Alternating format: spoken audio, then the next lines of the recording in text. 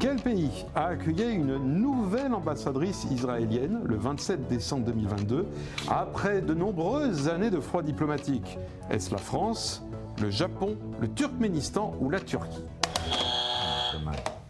David Antonelli.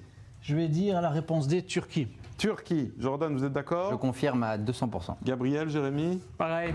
Turquie, vérification en image.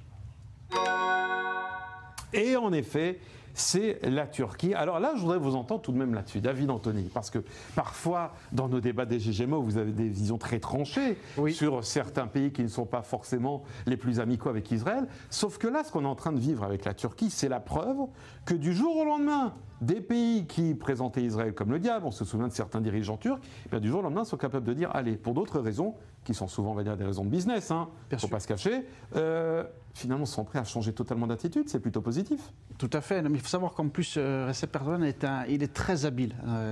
C'est quelqu'un qui est capable, voilà, selon vraiment l'évolution au Moyen-Orient, de ce qui est en train de se faire, la redistribution des cartes que nous sommes en train d'avoir, il est capable de se placer au moment où il faut, avec les forces qui ont, d'une certaine manière, on va dire, la possibilité d'aller dans les intérêts de la Turquie, son pays. Et là, c'est quelqu'un, malgré l'hostilité qu'il peut avoir avec Israël, on le sait, on se souvient de ce fameux même débat télévisé qu'il avait eu avec Shimon Peres, on sait vraiment qu'au fond de lui, c'est quelqu'un qui déteste profondément Israël, mais comme vous l'avez souligné, les intérêts économiques, les échanges qu'il peut y avoir, il sait qu'Israël aujourd'hui est une puissance incontournable, indispensable au Moyen-Orient, donc s'il peut faire affaire avec Israël, il va le faire, et il va laisser de côté même son antisémitisme et autre chose.